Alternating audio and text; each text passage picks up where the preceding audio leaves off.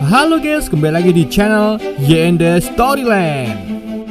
Di video kali ini, Admin akan mendongeng sebuah film dari Korea berjudul Conrad Utopia yang dirilis pada tahun 2023. Film ini menceritakan tentang gempa bumi berkekuatan dahsyat yang mengguncang Korea Selatan. Bahkan tidak tahu pasti seberapa luas kerusakan yang melanda. Dan bagaimana keseluruhan ceritanya? Daripada penasaran, mari kita simak alur ceritanya.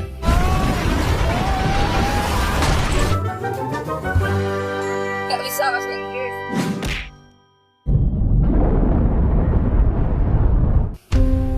Film dibuka dengan rekaman dokumenter tentang pembangunan apartemen di distrik Seoul yang memungkinkan banyak orang untuk hidup dengan nyaman di dalam gedung-gedung yang menjulang tinggi. Sampai akhirnya gempa bumi yang sangat dahsyat meluluh lantarkan seluruh kota Seoul, tepatnya di ibu kota Korea Selatan. 질 수 있는 공간으로서 아파트 생활을 하고 싶습니다.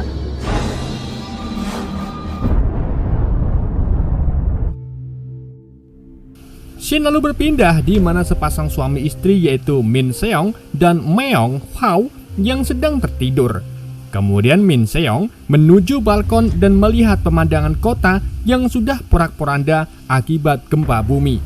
Dan dari sekian banyaknya bangunan yang runtuh, hanya apartemen mereka yaitu Hwanggung yang masih berdiri kokoh. Bahkan banyak orang luar yang berdatangan untuk berlindung.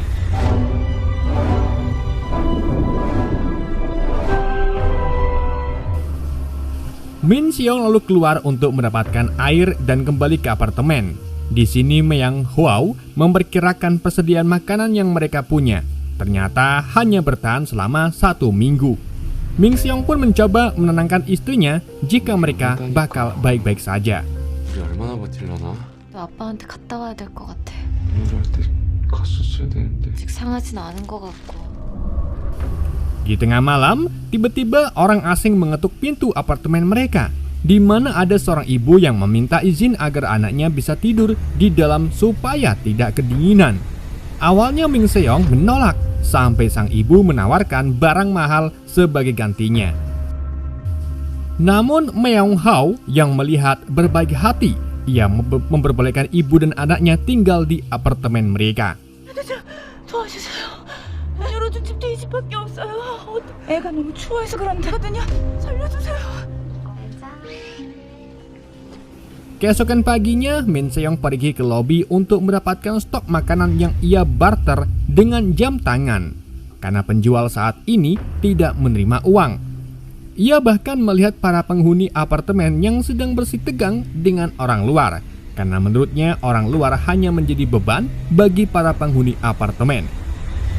Apalagi stok makanan yang makin menipis, bahkan bantuan pun belum juga datang. Min Seong lalu kembali ke apartemen dan mengkode istrinya untuk masuk ke kamar. Kemudian mengejutkan istrinya dengan makanan kaleng yang ia dapatkan. Meong Hwa berniat membaginya dengan ibu dan anak tersebut. Namun Min Seong menolak karena ia sudah susah payah mendapatkannya. Namun tiba-tiba sang ibu membuka pintu mengingatkan mereka untuk makan siang. Hingga akhirnya mereka terpaksa berbagi makanan kaleng tersebut. Di hari berikutnya, Min Seong dan Meong Hwa pergi keluar dan tidak sengaja melihat seorang pria yang terluka di bagian perutnya. Meong Hwa pun bergegas menolongnya. Tak disangka ia adalah seorang perawat. Ketika sedang menyelamatkan pria itu, tiba-tiba terjadi kebakaran di dalam apartemen tersebut. Tak lama kemudian, seorang pria bernama Yong Tak berlari membawa pemadam kebakaran untuk memadamkan api yang sudah menjalar. Ia juga dibantu oleh Min Seong. Aksi heroik mereka pun berhasil memadamkan kebakaran. Hingga salah satu penghuni apartemen bernama Geum Ai yang seorang ketua dewan sangat berterima kasih kepada Yong Tak karena aksinya tersebut. Akhirnya mereka mengadakan pertemuan penghuni apartemen untuk mendiskusikan permasalahan orang luar. Mereka pun berdebat. Beberapa dari mereka ingin mengusir orang luar, namun ada juga yang ingin membiarkan orang luar tetap berlindung di apartemen ini. Karena di cuaca yang sangat dingin, sama saja membiarkan orang luar mati membeku. Geom Ai pun menanyakan pendapat Min Seong yang seorang pegawai negeri, karena menurutnya Min Seong mungkin mempunyai rencana. Min Seong lalu mengusulkan idenya untuk memilih seorang pemimpin dan membentuk organisasi. Mereka pun akhirnya setuju dan memilih Yong-tak sebagai pemimpin. Kemudian mereka melakukan voting pengusiran orang luar dan ternyata banyak dari mereka yang setuju untuk mengusir orang luar.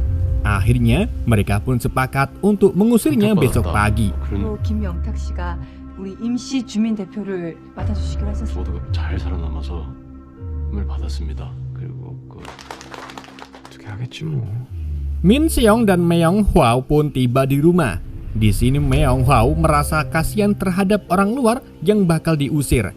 Apalagi di rumah mereka ada ibu dan anak yang membutuhkan tempat berlindung.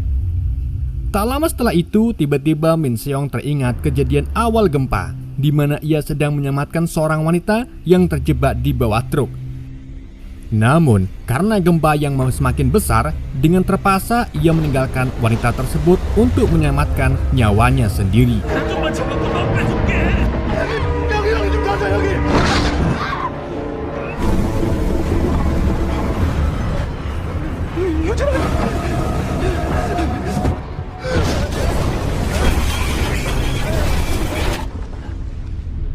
중요하다고 해서요. Tak berselang lama, beberapa dari mereka membagi tugas. Min Seong mendapat tugas untuk memimpin tim anti kejahatan, sedangkan pria bernama Do Gyun menolak dengan alasan penyakit ginjalnya. Ia bahkan dibebaskan dari wajib militer. Keesokan harinya, orang luar pun akhirnya berhasil dikumpulkan di depan pintu masuk apartemen. Dan Yong-tak selaku pemimpin kemudian keluar bersama rombongan penghuni lain, lalu mengumumkan bahwa yang bukan penghuni apartemen, Hwang-gung, diminta segera meninggalkan area apartemen. Semua orang pun tidak terima, apalagi dalam kondisi seperti ini sama saja membiarkan mereka mati kedinginan. Harusnya para penghuni saling membantu sama lain.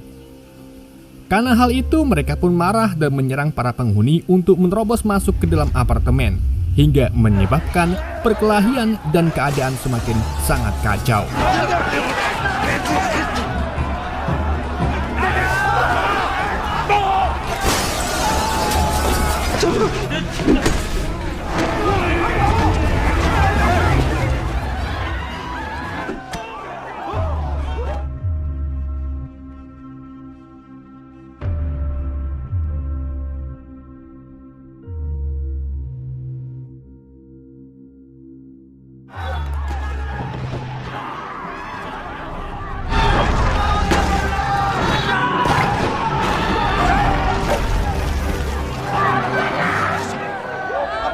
Para penghuni lalu bersorak atas kemenangan mereka mengalahkan orang luar.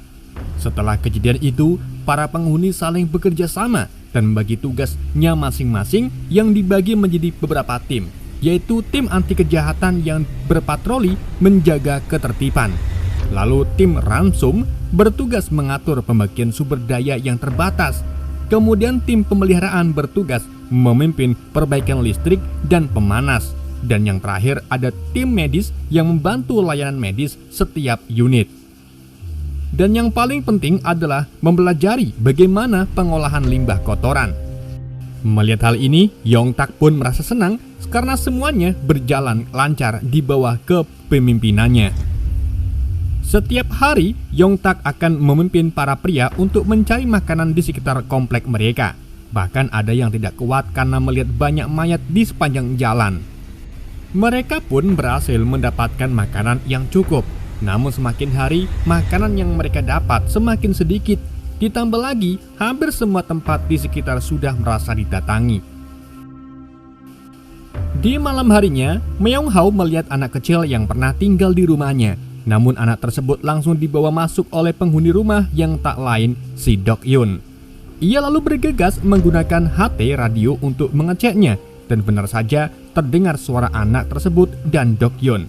Meong Hwao lalu berniat menawarkan bantuan, namun tidak ada jawaban darinya. 여기 몇 도예요? 수몽아? 제가 도울 수 있을 것 같아서 그래요. Kita kembali ke scene di mana Yongtak dan yang lainnya menemukan toko makanan. Mereka lalu mencoba membuka pintu. Saat berhasil dibuka, tiba-tiba salah satu dari mereka yaitu Ji Hyuk kena tawan oleh pemilik toko yang menodongkan pistol di arah kepalanya. Pemilik toko lalu menyuruh mereka semua pergi. Ia tak rela jika persediaan makanannya diambil. Namun tiba-tiba dari arah belakang, Min Seong berhasil menyerangnya untuk membantu melepaskan Ji Hyuk. Lalu disusul Yongtak yang secara brutal ngantemi pemilik toko hingga tidak sadarkan diri.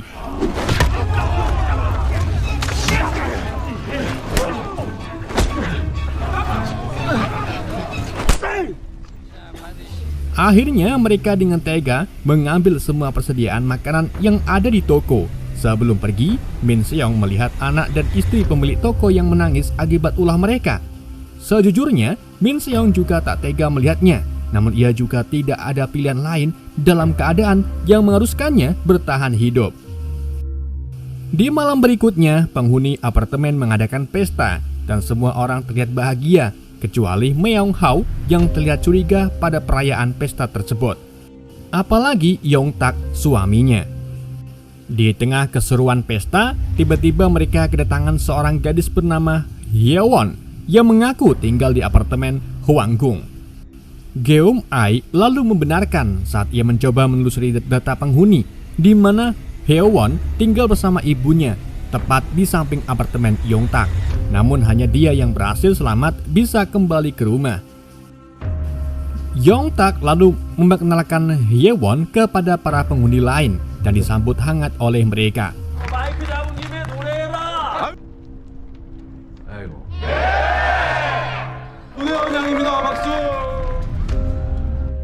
Shin kemudian berpindah, memperlihatkan Yongtak sebelum terjadinya gempa bumi, dan betapa mengejutkannya, ternyata ia bukanlah Yongtak yang asli, melainkan supir taksi bernama Sebeom.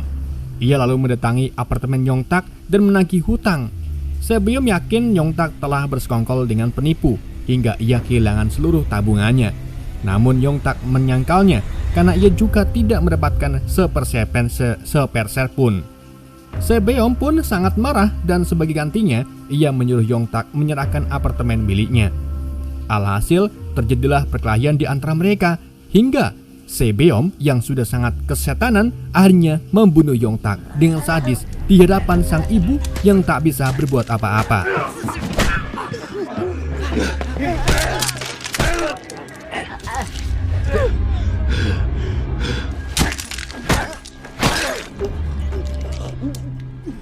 Setelah membunuh, tiba-tiba telepon Yongtak berbunyi yang ternyata dari anak dan istrinya yang didatangi oleh rentenir. Sebeom bahkan tidak tahu harus berbuat apa hingga terjadilah gempa bumi dan akhirnya ia pun terpaksa menjalani hidup sebagai Yongtak sampai sekarang ini. Keesokan paginya, para penghuni mengantri untuk mendapatkan jatah makanan. Namun salah satu dari mereka protes dengan makanan yang mereka berikan. Ia merasa makanan tersebut tidak cukup untuk bertahan selama 1 minggu. Sampai marah-marah dan mengatakan perjuangannya sampai membunuh orang untuk mendapatkan makanan tersebut. Meong Hao pun kaget saat mendengarnya. Ia lalu menanyakan hal tersebut pada Min Seong, suaminya. Min Seong lalu mengatakan bahwa itu adalah insiden dan dugaan Min Seong orang tersebut tidaklah mati. Meong Hao lalu menyuruhnya untuk tidak mengikuti pencarian lagi. Namun Min Seong menolak karena ia merasa tak enak pada yang lain. Di sini Meong Hao hanya ingin Min Seong tak menyakiti orang lain demi mendapatkan makanan. Meong Hao lalu pergi untuk memberikan bantuan kepada Dok Yun. Namun hal tersebut diketahui oleh Sebeom. Sebeom yang merasa gelisah memilih menemui Hyewon dengan dalih ingin memberikan penghangat ruangan. Ia lalu menanyakan beberapa pertanyaan untuk memastikan apakah Hyewon mengenal Yongtak yang asli. Saat ia mengetahui Hyewon mengenal ibunya Yongtak, seketika itu juga Sebeom mengancamnya agar Hyewon membenarkan jika ia adalah Yongtak yang asli. Hyewon lalu mendatangi tim medis untuk mendapatkan pengobatan, namun ia makin dibuat frustasi oleh ibu-ibu julid tukang gosip hingga ia pun memilih pergi. Saat Meong Hao berusaha mengejarnya, ia mengatakan bahwa Yongtak bukanlah tetangganya bahkan tidak sopan sampai masuk ke rumahnya. Karena hal itu ia merasa sangat tertekan. Meong Hao pun terkejut saat mendengarnya. Tiba-tiba terdengar suara teriakan dari bawah. Ternyata itu mayat seorang penghuni yang diduga telah dibunuh oleh orang luar sebagai balas dendam karena mereka telah mengusirnya. Sekilas memperlihatkan ingatan Sebeom yang kemungkinan anaknya meninggal saat gempa bumi. Ia lalu memerintahkan pada tim anti kejahatan untuk memperketat penjagaan.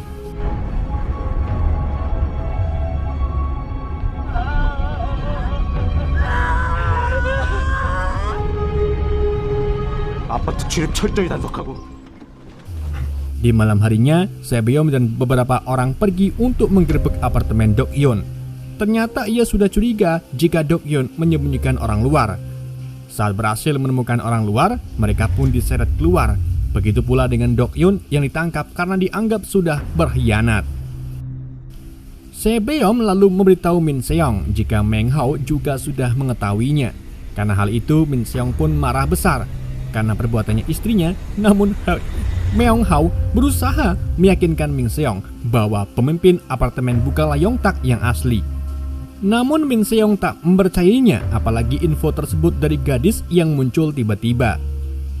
Min Seong yang merasa takut jika ia dan istrinya bakal diusir, akhirnya ia mengejar Sebeom dan bersujud meminta maaf atas semua yang terjadi dan berjanji akan melakukan apapun yang ia suruh. Sebeom pun akhirnya memaafkan Min Seong. 자, 일어납시다. 자부심 가질 것도 없어요. 감사합니다.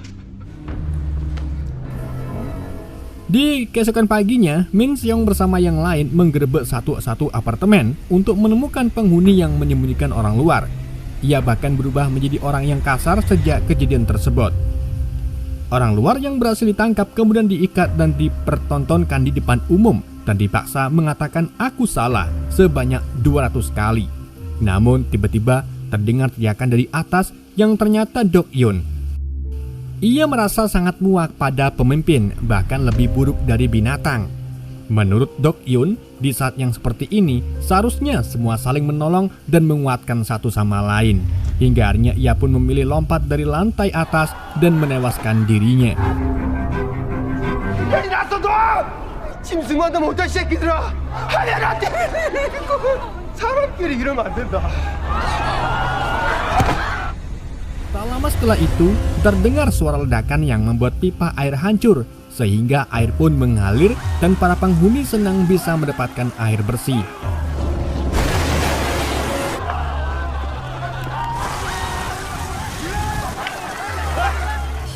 Setelah itu, Meong Hao lalu menanyakan pada Hyewon perihal Yongtak yang asli. Hyewon pun mengaku mengingat wajah Yongtak yang asli karena ia pernah mengantarkan paket kepadanya. Sementara itu, Sebeom memimpin kembali untuk mencari makanan. Mereka pun berhasil menemukan Pujasera alias pusat jajanan. Namun karena tak ada yang berani masuk, akhirnya Min Seong pun memberanikan diri masuk dan melewati tumpukan mayat. Di lain sisi, Meong Hao dan Hyewon berhasil masuk ke rumah Yongtak dan menemukan ibunya yang kelaparan. Meong Hao kemudian melihat mesin cuci yang sudah disolatif. Karena curiga, ia pun membukanya dan betapa terkejutnya saat tahu mayat Yongtak yang asli berada di dalam mesin cuci tersebut.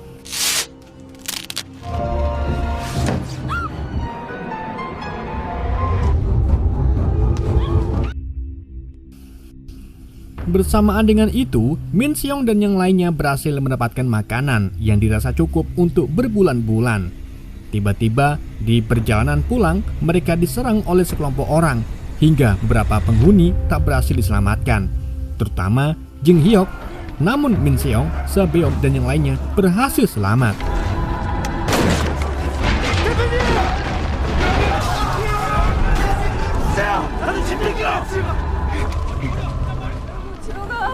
Sesampai di apartemen, para penghuni menangis atas kematian keluarga mereka, apalagi Geom Ai yang meraung-raung dan menyalahkan semua orang atas kematian putranya.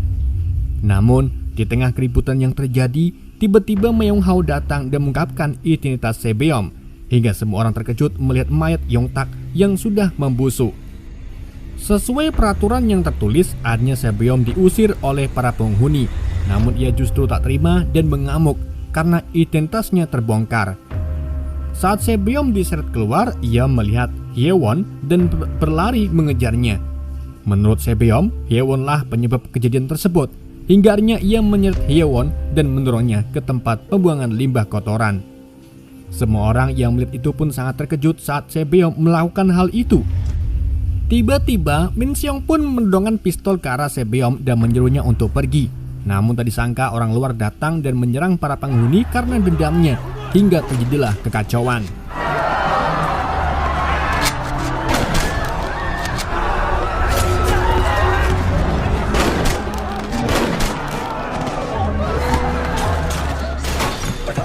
Min Seong dan Meong Hao berhasil menuju apartemennya. Namun saat akan kabur, tiba-tiba seseorang mendobrak pintunya dan menusuk Min Seong. Meong Hao pun bergegas membantu suaminya. Sementara di luar ada salah satu dari mereka yang mencoba mengebom apartemen. Karena ledakan tersebut membuat beberapa orang tak selamat. Namun Sebeom masih berusaha berdiri dan kembali ke apartemen dengan semboyongan. Hingga akhirnya ia tewas dan orang luar pun berhasil merampok makanannya. Alhamdulillahnya, Min Seong dan Meong Hao berhasil kabur dari kekacauan tersebut. Mereka pun beristirahat di runtuhan gereja. Sebelum terlelap, Min Seong meminta maaf dan memberikan hadiah sebuah jepitan rambut kepada Meong Hao. Pagi pun tiba, Meong Hao yang bangun terlebih dahulu mencoba membangunkan Min Seong. Namun ternyata Min Seong telah meninggal. Meong Hao pun hanya bisa menangis atas kepergian suaminya. Hingga akhirnya ada 3 orang yang melihatnya. Lalu mereka mengajak Meong Hao tinggal bersama. Sampailah Meong Hao di rumah mereka yang ternyata terdapat perkumpulan orang-orang dan sangat berbanding terbalik dari apartemen Haunggun. Di sini orang-orang saling membantu satu sama lain. Meong Hao pun menangis terharu karena mereka telah menerimanya dan film pun tamat.